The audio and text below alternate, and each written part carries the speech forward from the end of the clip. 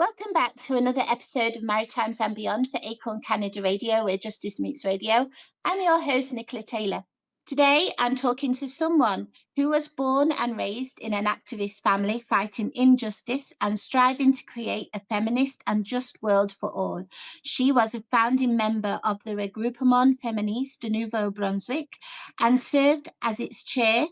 Since 2015, she has worked as a union consultant with the Public Service Alliance of Canada, where she supports local members in negotiating and enforcing their work conditions.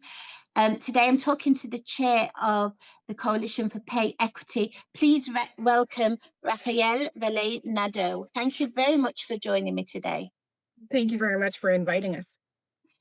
So that's a lot, and it's very impressive bio. So let's talk more about your background of fighting injustice, and also the group that you founded, Regroupement Féministe de Nouveau-Brunswick, and excuse my French. Talk a little bit about finding that, your background before you got involved with the Coalition for Pay Equity. I did fell into activism in my family, so I don't have much uh,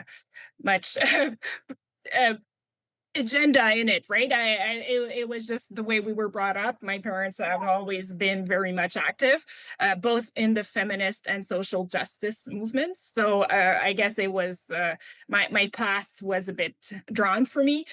For the regroupement féministe, I just want to be clear. I was one of many women that in the Acadian society wanted to have a more feminist, more political feminist voice, to piggyback on the fights for francophone, for women's within the francophone community and abroad, right? So and we felt that at that time that the women's group might have been not as political or as progressive as we had wished. So that there were talks, and I'm very proud to see where the regroupement has been going. It's a very strong progressive voice in New Brunswick, and it has, even I will say, it's the only feminist group both English and French, right? It's the strongest voice that we have, that I know of, and it's nice to see the bridges that they are trying to do with all other communities across New Brunswick and abroad. It definitely has exceeded the expectations I had when I participated in those founding moments. But it's inspiring to see what they're doing, and I love to see their political work. Great, and so obviously something you're very passionate and proud of. I have to say, I've been here since 2018, and I only heard of these groups, Pay Equity and the Regroupement, when we did a joint interview back in February 2024, I believe it was, when we talked about the International Women's Day. So, you know, it's really interesting to know how many people are out there fighting for causes that are really important for now, but also future generations. And that brings me on to obviously the Coalition for Pay Equity. How was it founded? And actually, I believe it's because you are organizing a march on October 17th to commemorate the 2000 World March of Women in New York, which led to the founding of the coalition. So probably that's all linked. Can you talk about more about the Coalition for Pay Equity, what you guys do, and also the march that's coming up? Yep. So the Pay Equity Coalition was founded at that time. So in 2001 was actually when we were created per se, but it stemmed from a women's group that went to the march and felt that New Brunswick was trailing back. We weren't great on the question of pay equity. Ontario and Quebec already had like major pay equity legislation, both for public and private sector. And so those women felt that bread and roses, we needed the bread, right? We needed to do something and organize to make sure that women in New Brunswick would achieve pay equity. I don't think they thought it would take this long, but maybe they did because they were wise women and knew that change take time. But it's been 25 years until this day. We still don't have the legislation in the private sector, so it's still a big fight. They did great work and managed to push the elected official to put in place a legislation for the public sector in 2009, but still there's sectors in the public sectors that are kind of not abiding or not up to par on that side. So it's still an ongoing battle. And I took up the chair of this organization in May of 2024, I think. It flabbergasts me that we're still fighting and getting baby steps to get that implemented. And the work is long, and I have to say a huge kudos to the team, like the staff of the coalition. I'm the elected official, which means that I've prompted I know my stuff, but the workers, Rachel and Joanne, are amazing workers and have done tremendous work for the achievement of pay equity in New Brunswick, right? So, and the work is still going on. I mean, you can, if you follow us on the media, social media, our com is always posting stuff that we do meet and lobby with organization. We try to partner with other sister organizations that fight for social justice. So we've always been good. At least I hope we've been good partners for ACORN, for le Front pour la Justice Sociale, with the RFNB. And those are all progressive organizations that are fighting for better social justice as a whole, which pay equity is part of, right? Women in women-dominated positions have historically been underpaid, undervalued, which is profoundly problematic. And so, yeah, I mean, pay equity has been a human rights for about 50 years, if not more, and still we're fighting for it, right? So it's kind of weird. It is. I'm with you. Like, to say we're in 2025, um, I have a daughter who's nearly 13, and we're still talking about equal pay for women. It's Yeah, like, you think you make these big steps, and then you look back and you're like, well, how come, women are still yeah, not getting paid the same? And obviously it goes a lot deeper than that, but that it just, yeah. I'm with you, it baffles me. Like, how are we this far on and we're still fighting for those same rights? Yeah, Tell us a bit more about the march. What is the march that you're organising on October 17th? it's a commemorative march, so it will be at in Fredericton, and it will be followed by an event at the government house, where the lieutenant gouverneur will be hosting us, which is cool. But it's a march. It will happen between 11:30 and 12:30 at probably, I will say, in front of the Parliament. I hope we are hoping to have a flock of folks that come to support this, as an unfortunate reminder that we still have strifes to do with regards to women equality in this society and this world. So if I may, I want to just go back because you talk about equal pay, and surprisingly, there's still like a confusion between what pay parity and pay equity is. Okay. So pay parity is being paid equal for the same work, right? So I'm a plumber.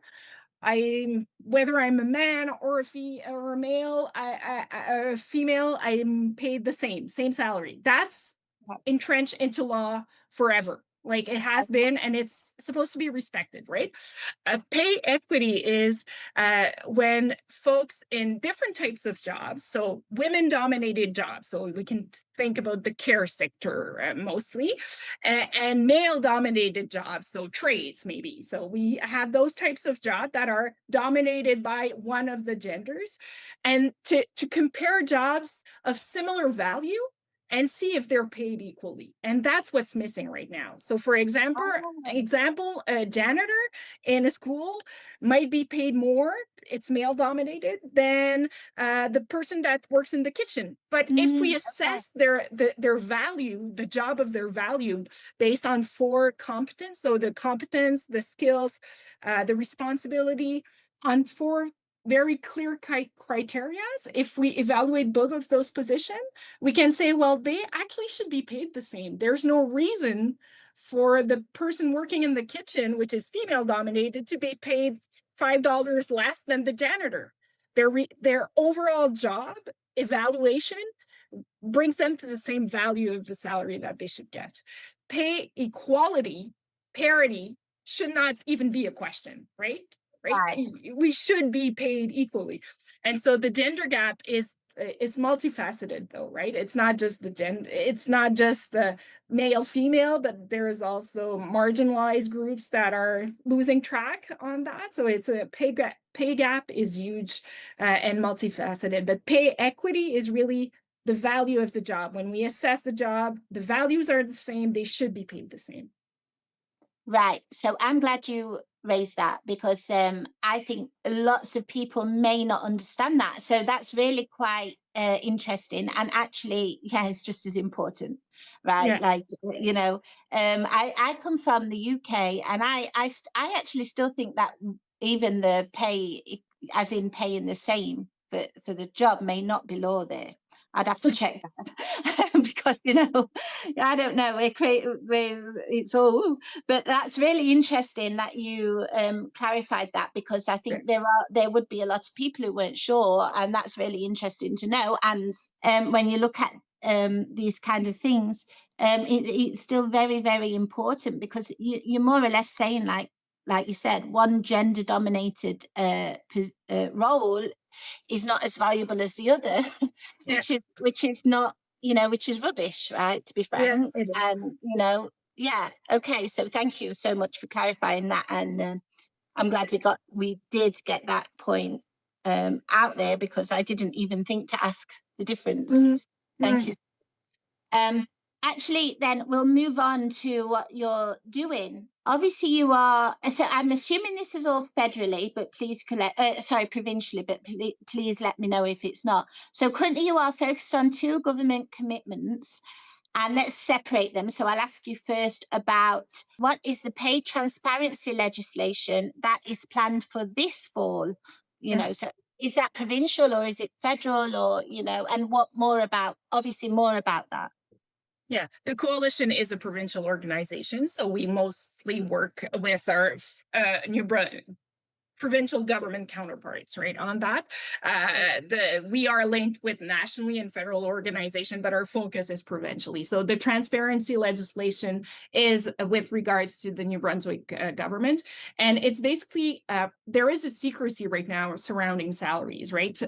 In the private sector, where often where it's not unionized, because in unionized sectors or organization, the collective agreement usually sets the salaries, right? You have that and it's accessible and you can access it. In the private sector, it's not done so. So a private sector could hire someone without giving them a framework or an idea of what the salary is. Further than that, in a lot of the private sector, it's illegal to talk about salaries. I can't come to you and say, hey, I'm doing like $30 an hour. How about you? Right. And if we're doing the same jobs, well, we should be doing like relatively the same, taking into account our experience and our seniority. But I mean, globally, we should be doing the same. But that is currently illegal as per in New Brunswick. So a lot of folks aren't even allowed and have to sign contracts when they get hired that they won't share any information about the money they're making. It definitely sets the foundation to maintain inequalities, right? Because Mhm. I don't know what I don't know. I've been told that I'm worth this, so I assume it's okay, right? Earlier when I talked about pay parity, saying that women and men doing the same job should be paid the same, or a white woman and a racialized woman should be paid the same. In reality, there's no way to figure it out because there is that hush around salaries in the workplaces. So pay transparency would force employers to post salaries, to say, this is the bracket we pay for this position, right? Three elements that we really want to see in a pay transparency legislation, so that folks can actually talk about salaries, that it's not Yeah. illegal or it's not. So that's very important. That the pay bands are public and known when you submit your nomination or your file for a position. You know that you should be paid between $20 an hour and $25 an hour. So you know what that is, and that employers should not be allowed to ask how much did you were you getting in your previous job, Okay. because Yeah. a lot of employers and a lot of women, when they go into the market or when they change position, they come from sectors that are less valued, and so they get Yeah. into a position and I say, well, I was doing 15 an hour, and so, well, we'll give you 16, so it's an increase, but it's still a lot below what the value is, right?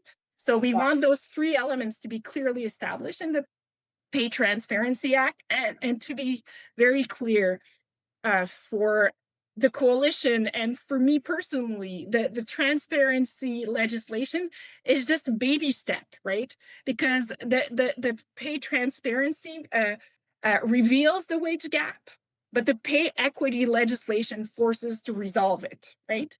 Right. So we Okay. can't have just one. We can't have just a pay transparency. Otherwise, we're not moving forward at all in that sector. I don't believe so. And if we have a pay equity legislation, then it's legislated, right? And we can move forward and hopefully strive for more justice and pay equity in this society. Right. So they go hand in hand, really. And Oh, yeah. that surprises me that, sorry, this is the private sector. When they advertise a job, they don't have to put the salary range. That's the first time for me to ever hear, because I mean, like, again, coming from the UK, we were bound by the EU rules to a large extent, still are. We have always known the range, what salary, like the bottom range to what it can go to up to the top. Yeah. So, wow, to say Yeah. that Canada is supposedly a first world country, and that is the thing. That's like, That is, my it gives a God, lot of powers to the employer, right? It gives a lot right. of power to the folks that hold that power of hiring folks and continuing the inequities. Yeah. My goodness, yeah. So I hope that obviously that's the first step, but we're going to come to the second point. I think the second point, and we're talking about some mind blowing stuff. Like, I cannot believe some of the things. So there's so much going on. So we have talked about pay transparency legislation that's planned for this fall in New Brunswick, where that's going to force the private sector, hopefully, if it gets passed, which I hope it does, that's going to force the private sector to reveal the pay ranges, what people can get. Now, the second part of that is what you've just touched on yourself, is the pay equity legislation for the private sector, and that's planned for next fall, so the fall of 2026. Tell us more about that then, because like you just touched on it and you said obviously they've both got to go hand in hand. You can't just have one without the other. Well, I mean, it's been the project of the coalition since its founding, right? We've been fighting for a legislation in the public and private sector. Last election, it's the first government that it's in New Brunswick, first time we elected a woman premier, which is gives hope. You talked about hope earlier, so I think it gives hope. And it's also the first government that actually committed to implement a pay equity legislation. Premier Holt reiterated this commitment on a post, or when she does her talks on Facebook, she reiterated her commitment on that. So we're really hopeful that that will go forward. So pay equity legislation would then put a framework down to help organization to do good job evaluations, to assess the women dominated versus man dominated position, and bridge the gap where there's a gap in valued salaries. They would have to respect the fact that it is the value that counts, right? And so the assessment had to be done, and and that they will increase the salaries of the positions, the women's positions that are undervalued. So no male-dominated position would see a fallback, right? That's not the point. We're trying to rise the boats. We're not trying to flood them. So it's really to bridge that gap. And so we're not sure what it's going to look like. I know the Pay Coalition are experts. They're working on we have a team of lawyers and people that are expert in that field working on what would be the best practice. What would a great pay equity legislation look like? We're working with the Bureau on Pay Equity to present to them what we think it should look like. And we hope that the decision makers will make the right decision and move ahead with that. We have a good discussion going on, so, and ensure that it is proactive so that employers have to do it, and that they have to maintain it also, right? Because life changes, and sometimes we start with the same salary, and sometimes sectors get increases, but the others fall down. So make sure that our systems are still fostering pay equity in our workplace, right? And between sectors, right? Not only internally, but across sectors, our jobs being cared for and paid properly. It's an uphill battle, clearly, if this is something that you've been really struggling from 2001 until 2025, still fighting for it. So I do hope that you get some very big wins this year and next. Yeah. But I mean, that would be what, nearly 18 years after they passed the one for private sector. Is that correct? Did you say it was Yeah, 2000? 2009 was the public sector. So yeah, 16, 17 years Yeah, that's a later. massive, massive Yeah. gap. Yeah. Yeah, Yeah. wow. Especially when we take into consideration that 60% of women work in the private sector, right? So the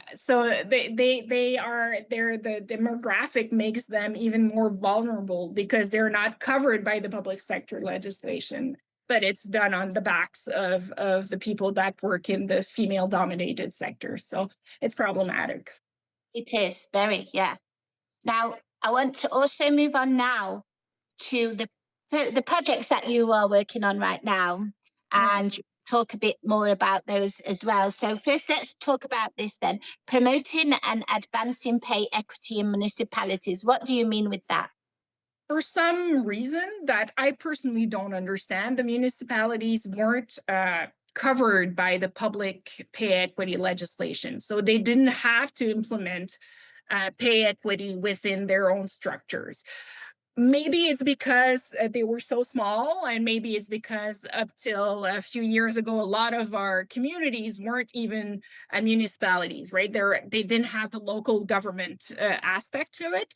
But with the new legislation pushing the creation of new municipalities and reinforcing the local governance in our communities across New Brunswick, the coalition saw like an opportunity to say, hey, folks, you're reorganizing yourself right now, right? You're merging, you're bringing folks together, you're probably going to be bigger organization.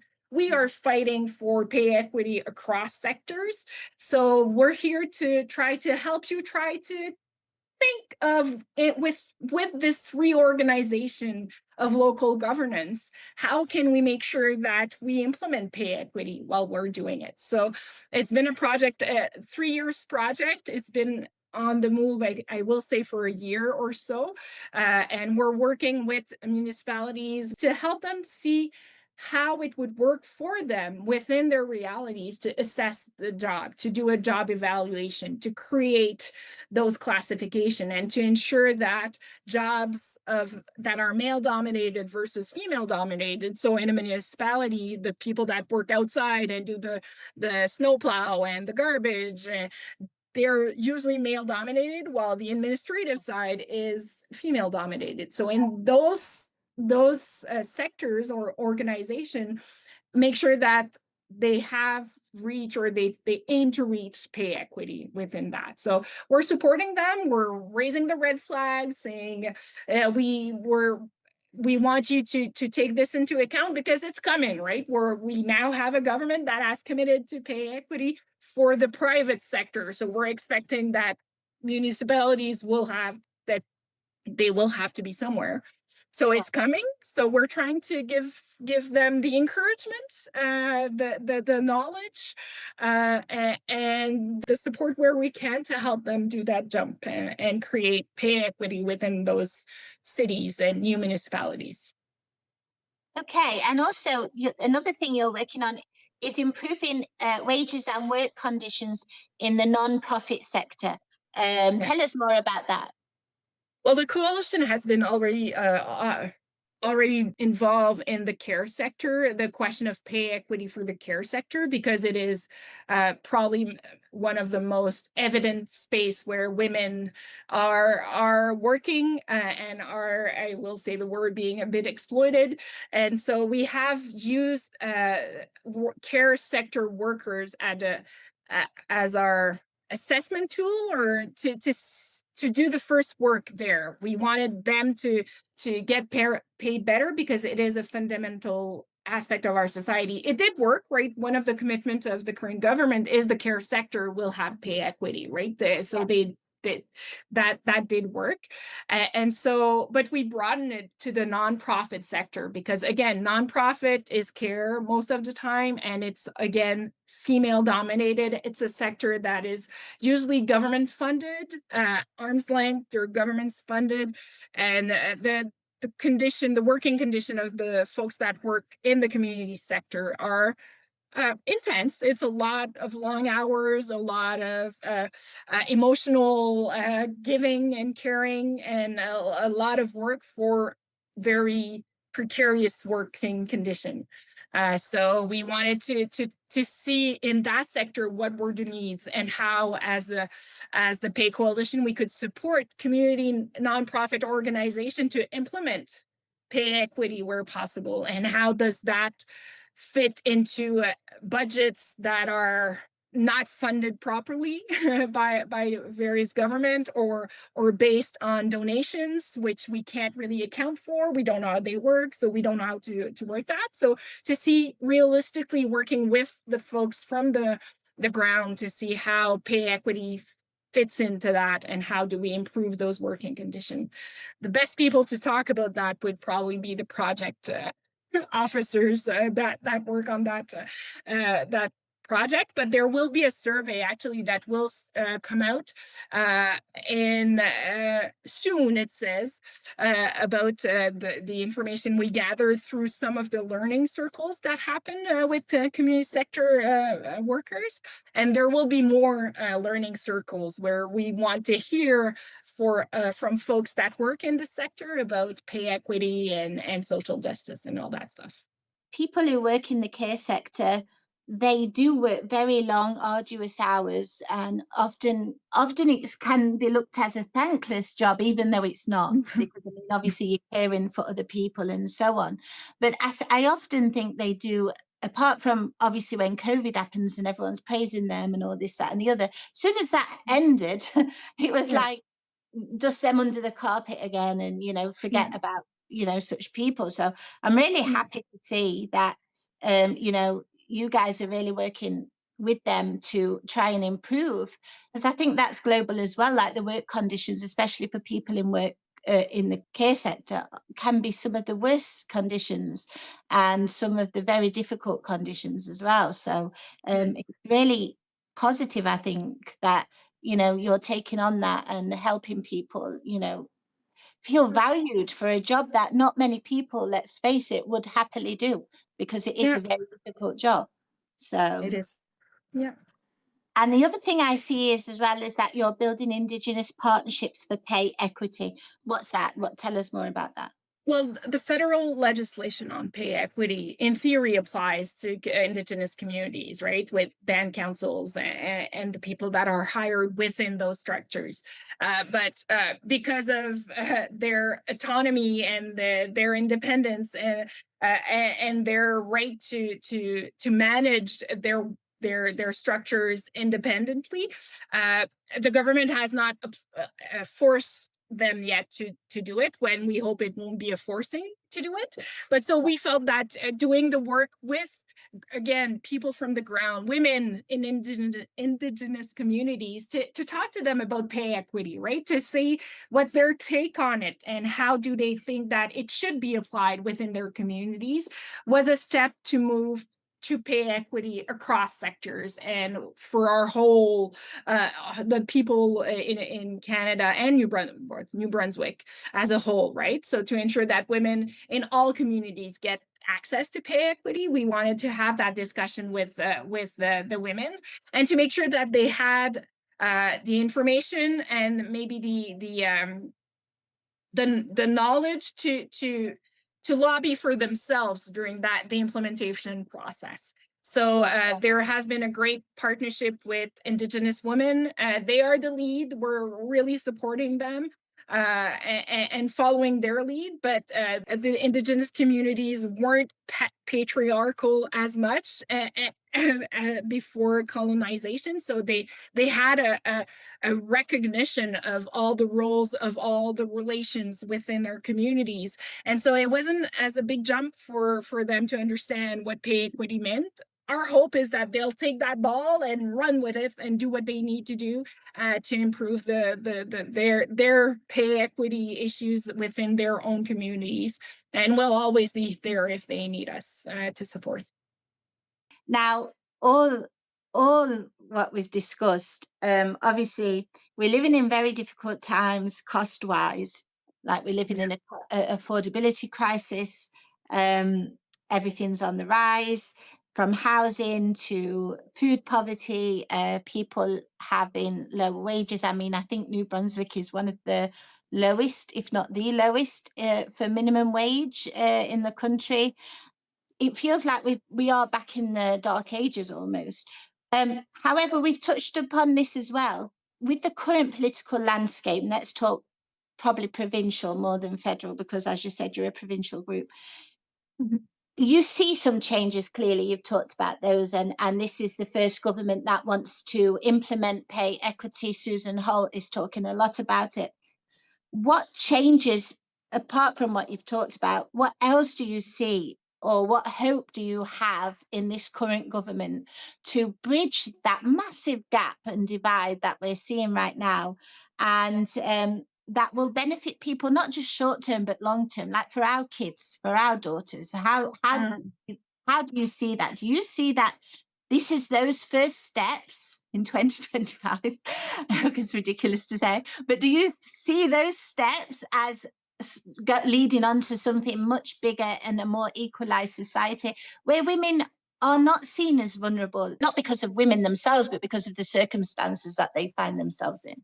I hope that's the first step. I think our social nets are being torn apart, and so you talked about affordable housing and ACORN. That's the big issue, and it is dramatic what's going on. Like, I just have a friend that rented a 3-bedroom for $2,500. It's she has 2 kids. I mean, how is she going to manage that? Not a clue, but that's the reality of those groups. And so we do, when we fight for pay equity, we do aim at the same goals, I think, as a more just society where folks can afford housing, and we work on multiple fronts on that. We are at a important moment in the world, right? I do think that it could go either way.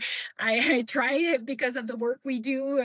You probably are the same. We try to stay hopeful, and so I'm trying to hope that it will fall on the right side of getting closer to what is a just world where everybody can live and work in dignity, right?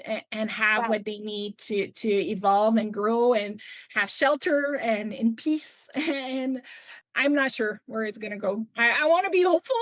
I really do, but to be honest, I'm not sure where it's going to go. But I think that's why it's important for all groups that work on those topics to bind together and to engage and to try to support each other to move forward and to find the energy within our communities to move ahead.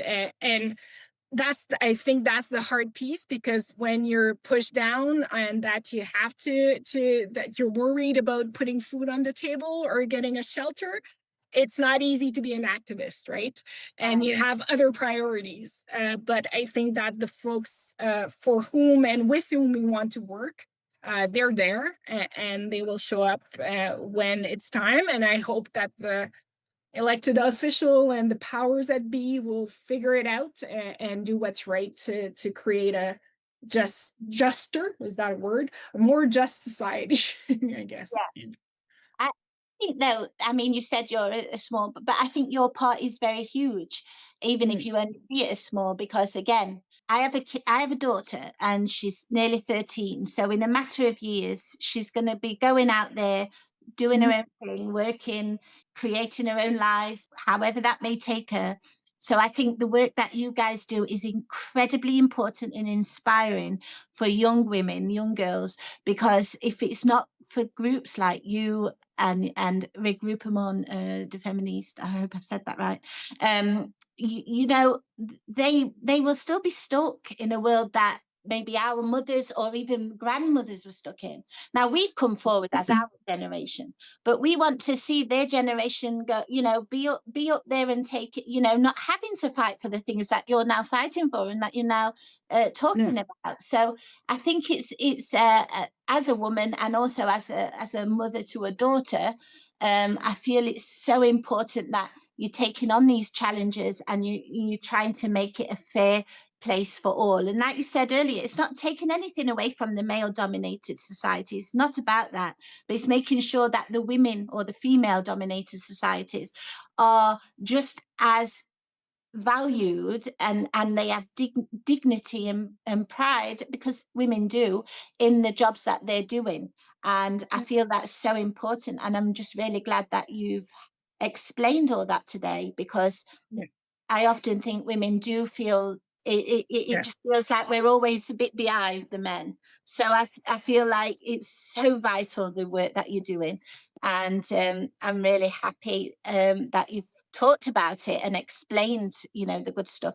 And also, like what we said about the housing, and like you said, people having this worry about putting the food on the table. And again, I'm not taking anything away from men here, because we know they have the same feelings and worries, but is women as often have this nurturing side to them. Especially, we have lots of women in our ACORN New Brunswick, who have gone from some horrific things, and you know, they're trying to get together, and they, I just feel sometimes they are left in a very vulnerable position. Like we had some. One taught to us a few days ago, for example, a few weeks ago. This is weeks ago now, where she was made homeless. She has a daughter because she couldn't pay her power bill. And mhm, when I say homeless, she's couch surfing, but it's still homelessness. She's not got, she yeah, cannot afford. And like you said, your friend is paying 2,000 whatever for a hat. It's insane when you think about women who are in these, again, dominated female dominated work areas, and they're not getting that same pay and respect and value, but they still have to provide, they still have to pay rent, they still have to put food on the table. It makes them very vulnerable indeed. So kudos to you guys, because you really are doing something that, you know, is needed.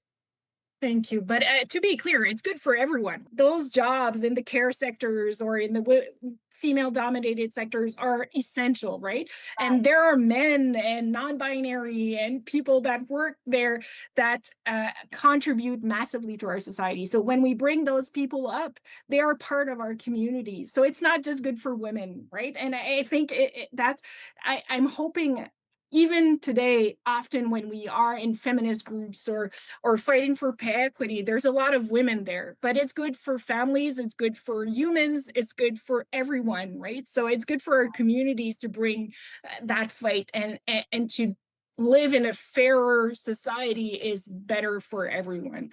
So I hope that men will also jump on board, and that folks, because they will benefit from a society where everyone gets the pay they deserve, and their work is valued, and And some women are part of families where having an actual salary that's not just the secondary discretionary fund salary, it's actually the salary that makes the living and the salary that brings home the bread.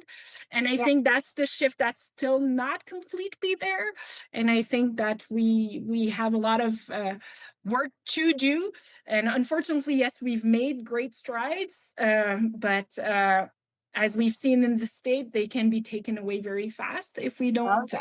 if we're not very cautious about it. So keep talking about it and keep building that solidarity across the board, right? 100%. I think that sums it up very nicely, actually. And because, again, like you said, everyone benefits. It's not like just women are going to benefit from all this. Everyone will benefit from all of this. And that's why it's so important to fight for what you're fighting for, to make it more just and more fairer for our children and their children and so on down the line. And Yeah. we didn't get to talk about the stuff that's happening in the US, probably a whole different program. Yeah. But it's a good reminder as well that these things not they can be very easily taken away depending on who you have in power and their belief system as well. So Yeah. that's a really important reminder. I want to thank you so much for joining me today. It's been a really enlightening talk, interview or talk conversation, and I really have learned a lot from you. And you have NBA Corn support all the way, because we are allies, and as I said, you're doing fantastic work. So thank you so much for joining me today. I've Thank you. really enjoyed this. Thank you very much. And we'll be back whenever you invite us. Oh, for sure. We And have to we'll have stand our side by side. yeah, for sure. And I'll just remind everyone that that march is planned for the 17th of October, and it'll probably be having more details on your website for anybody Yeah. who wants to join that. Yeah. Yeah, my comm officer would like me to tell you that go check our Facebook or social media. It's Equity NB Equity for more information to come on all our projects and lobbying and supports. Wonderful. Okay, then. So that was another episode of Maritimes and Beyond for ACORN Canada Radio, where justice meets radio. Thank you for listening, and I will see you all next time. Thank you. Bye bye.